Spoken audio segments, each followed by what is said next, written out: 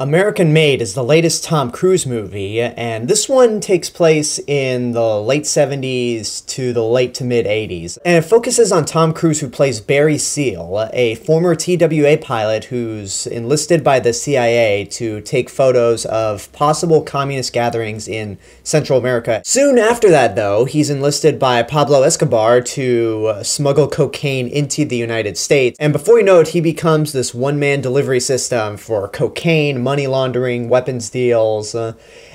Basically, he's living out the American dream. So Tom Cruise has had a very interesting career, for me personally, in this decade.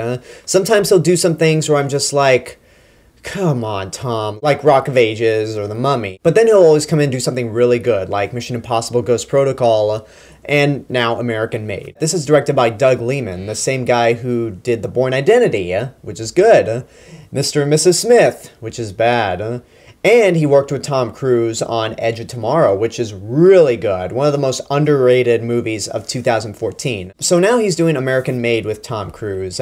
And this movie is pretty much a simple rise and fall story, sort of in the vein of Wolf of Wall Street. And it's also really in the vein of Wolf of Wall Street because it's a pretty crazy story when you think about it. A lot of these events are just so out there that when you research the true events afterwards, you're like, all right, come on, movie. How much of this is actually true? Oh, all of it. Okay. To be honest, there were a few little details from the true events that are different than the movie, but it's pretty accurate from what I've read. It focuses on things that are very high risk and shouldn't be really taken in a lighthearted way, which is the tone that the movie chooses to take. It chooses to tell these events through a more lighthearted manner. And I don't know, I think given how insane some of these events were, it makes total sense. And then it's not until you get to the second half of the movie when things start to really go downhill. Tom Cruise is great in this movie. Tom Cruise is usually best when he's playing an asshole. Whether he's very cocky and full of himself like he is in this movie, or a complete coward like he is in Edge of Tomorrow. Tom Cruise works best when he's playing assholes, and he works here. He has a southern accent that's not too thick and not too cartoony.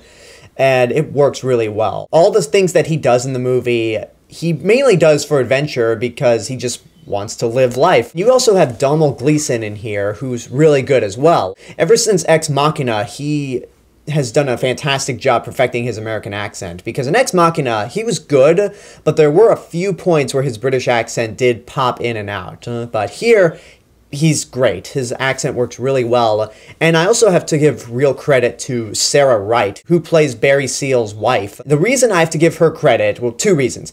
A is because she is that wife character that in other movies you would hate because of how bitchy she is, but she's more the sensible one, and you understand her frustrations as Barry Seal is doing all these jobs, making all this money, so you can't really hate her at all, especially considering that sooner or later she falls into it as well, in the sense of living the life.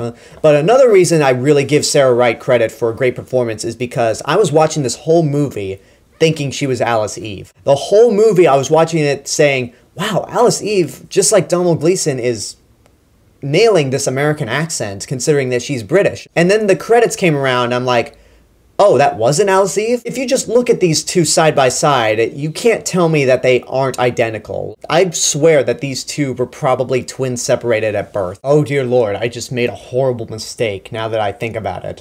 Me saying that Sarah Wright and Alice Eve look like twins separated at birth. Some executive out there is probably watching this and thinking, you know what? We're probably due for another Parent Trap remake. Instead, let's just make the parents much older and just have the two girls be adults.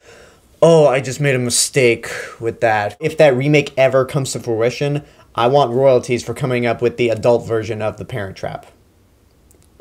Can I do that? I'll look into that later. Back to American Made. There are a lot of funny moments throughout this movie. Again, this movie has a more lighthearted and comedic tone up until it gets to the last third of the movie. And one of the funniest scenes is that Tom Cruise is making so much money that he has nowhere to put it. His house is literally being stuffed with money, right to the point where one of the closets, you do that cliche where you open up the closet and there's so much shit in it. In this case, it's so much money that it all comes falling out on top of you. It's pretty hilarious. So overall, it's a very well-made movie. It's a tight script. The performances are great. The direction's really good as well.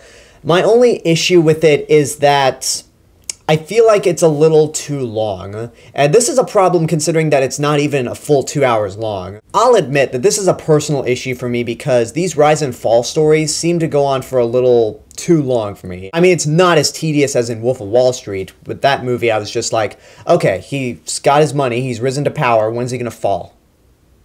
When's he gonna fall? Still waiting on that, guys. But the pacing here does feel a little off. So that's just a personal gripe of mine. But overall, American Made is, for lack of a better word, well made. It's funny, it can be thrilling, the performances are great, it's really clever. So ultimately, I'd say it's good, but not great. I didn't think it was super spectacular. I'm not totally in love with it, but it's definitely worth seeing at some point. And in terms of Tom Cruise's career, this makes up for The Mummy by a mile. And that's my review for American Made. I hope you enjoyed it. Leave a comment down below and tell me what your thoughts are on the movie, if and when you've seen it.